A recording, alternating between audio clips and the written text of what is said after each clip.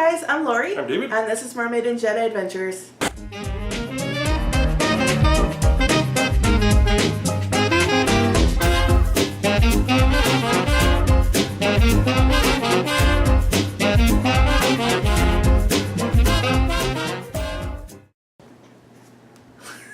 And Merlin.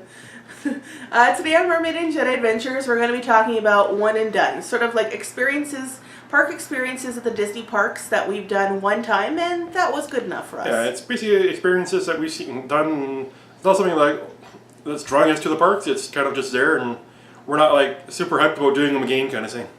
Yeah. So we each picked 5 that were like, well, some of them we did not enjoy, but it's not even necessarily that we didn't enjoy it. We enjoyed it the one time, but we don't need to repeat it. Guest stars. Yeah. Okay, so mine is Mission Space. We went on it once. Mission Space is like you have the green option or the orange option, and you're blasting off into space. You have like a G-force situation. It was fine. I did get a little bit dizzy while we were doing it, not too much afterwards, but it just wasn't my thing. It was kind of like you're quite enclosed with the, in the space with everything, and experience was cool to do it one time, but I'm not going to wait in line to do it again. I'd rather do other things. Yeah, I think mine is like the character spot in Epcot, or pretty much any meet and greet of characters. Even if it's a fast pass, you're waiting in line for like 20 minutes for a photo, and once you have a photo with a character, you don't really need another one. I mean, if that's what you like, a lot of people love character interactions. That's totally cool. We like going when new people haven't been before, but for us, we usually try and rotate it around so that we do like maybe one per trip. Yeah, like I saw Chewbacca. I don't need to go see Chewbacca again, kind of thing. It's the character spot is thing that is big one because it has like multiple characters that you're waiting for, and I think we had a fast pass for it, and it was even that was like about 30 minutes. Yeah, it was at least 25. Yeah. Next one, so we're moving from Epcot to Hollywood Studios. This is my sort of cheater because I haven't actually been on it, and it's Rock and Roller Coaster. Again, I can see the appeal. It looks fun. I hate going upside down. So it's one of those kind of things that I will enjoy just sitting for a couple of minutes with a coffee by myself while David goes on at single rider, does a fast pass with somebody else, but that's good for me. Mine would be the Indiana Jones stunt show. It's like stunt spectacular. It's good to see once. The benches aren't the greatest. Kind of once you've done it already, it's not something you want to go back to next year during the same visit because there is like a little twist in there that you kind of see, and if you're like seen it before, you were like, oh, you've seen it, it's kind of that way. And I think it's not even going to be around anymore. I think they're getting rid of it soon. So I went to see the Indiana Jones Stunt Spectacular with my parents and my brother in 1997 as sort of like I'm too old to go on family trips anymore because I don't want to go, so it's kind of like their last bribing effort to take us. And when we went to see it, the two of us, in like maybe 2012 or 2013, it was exactly the same show. I remembered it. So I would say it's one of those one and done, or like once every 5 years, or 10 years, but maybe not if they're moving it. Yeah, apparently they're getting rid of it and putting it in Indiana Jones area there. Okay. So my number 3, we're moving to the Magic Kingdom, and I know I've got a couple things on here that are gonna people are gonna be like, but for me, it is kind of an iconic ride. I can understand how people would see that, but for me, Astro Orbiter is not the best. Essentially, it's like Dumbo, but super high up. But unlike Dumbo, I mean, maybe it's a little bit similar, but I don't know why you're so tilted like this that you feel like you're going to fly out of it. I haven't been on in quite a while. I went on the one time, and that was it for me. So, mine would be the new Welcome Show. We actually saw it once, kind of saying we're like, we like the train better. A lot of times we're in the parks for the Welcome Show, but we're not really paying attention to it. We're basically off to the side waiting for it to finish so we can get into Tomorrowland to get down to Space Mountain. Yeah. So then moving to Animal Kingdom, there's actually a lot more options with Animal Kingdom. I don't know if you guys might know if you followed our vlogs, but we have a hard time getting ourselves to Animal Kingdom. Yeah. We usually try and schedule it near the end, and there's just not a lot of things that we want to go on. Like, I'd rather go to Magic Kingdom a couple of times than go to Animal Kingdom.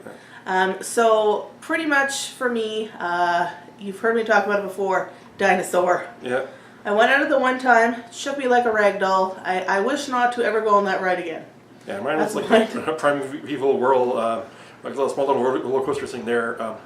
Pretty much all of Dinoland USA, I think, whereas we've experienced once, and we don't really want to go back to it. I think the restaurant was okay. Yeah. But I mean, The rides were like, all the rides were, I think, weren't up to what we wanted to do, because the primeval whirl kind of stops you super fast and kind of hurts your back and stomach. And David got like really hit hard in the jerk short and hit him in the stomach, and he felt like throwing up. My sister-in-law, she got like where the harness safety belt thing is. She just got like bruises from that because so many jerks and twists. So not our cup of tea. Yeah. And then we decided to go with a overrated. Ooh, this is another one that could be controversial. Well, overrated, not overrated. It's a one and done for me. These are all our personal opinions of things that, like, we can understand how other people would enjoy, but it's just not for us. Should I say it? Go ahead. So my food thing is Mickey bars. Yeah. I know it. I know they're iconic. It's Mickey shaped. They're cool. They look really great. They look great in a photo. I mean, they're tasty. They're chocolate and they're ice cream. But you take a bite, the chocolate shell breaks. Things are falling everywhere. You're getting chocolate melted to anywhere that it lands on your neck or your chest or your hands. And it's so hot in Florida that usually it just melts into a mess by the time you can finish it. I would rather have an ice cream cone, or like they have no sugar added and low fat and the regular flavors with the little chocolate ears. If you get a kid's cone, which is plenty, from the Plaza ice cream shop. Or we had like the no sugar added strawberry fruit bars were really good as well. Or just like a drink or like a savory snack was good. So sorry to everyone who's like diehards about Mickey bars, but they're just not my ideal snack in a Florida heat situation. Yeah, and I guess probably continuing the thing that people might find upsetting is I think our one and done for my food is turkey legs. We had them once. They're very big and kind of thing, so they're kind of hard to eat as a snack. They're kind of, it's like almost like a meal by itself. And then two, it's kind of like we were trying to get onto Haunted Mansion, so we were like eating it and then had to like wrap it up and then put it into a bag and try to get on and eat it some more. Back for later. Yeah, it's just, I think it's because it's just too big and not something that is not something like a Mickey pretzel or something that's like easy to like finish quickly. And that, and basically the same thing. I've had a big giant one at other places that's the same thing. Like at Renaissance festivals, they're hot, they're greasy, they're super salty, and like again, it's kind of like the Mickey bar, but the opposite. Do you want a big old hot hunk of meat when it's so hot outside? Like, I think it's just because like the size of them, and since they're so much grease and salt on it, it makes it hard to be a snack, and like you almost have to have people like help you eat it, and then that's kind of gross as well, because then people are like chewing on it, they're chewing on it, or they're chewing on it. So it's kind of pass it around. Yeah, it's not. You take one side, I take the other side, basically. But it's not the. I had it once. It's not something I'm like, oh, I need to have another turkey leg kind of thing. We took a picture. It was pretty funny. They are tasty. For a little bit. It's just a lot of food, and they're quite expensive. So one and done. Yep. So these are one and done kind of park experiences, things that we did enjoy. Well, some we didn't. Some we did, some we didn't enjoy. But something that maybe we don't care to enjoy again or not for some time. Our next video will probably talk about things that we have to do, our must-dos for Disney. So please leave a comment below. I'm really interested to see what do you guys think, one and done, or maybe you haven't even tried it because you're just not interested. I'm always curious to see what people think when they go to the parks. So like I say, leave a comment below, give this video a thumbs up if you liked what you saw today, and until we talk to you next time. Take care.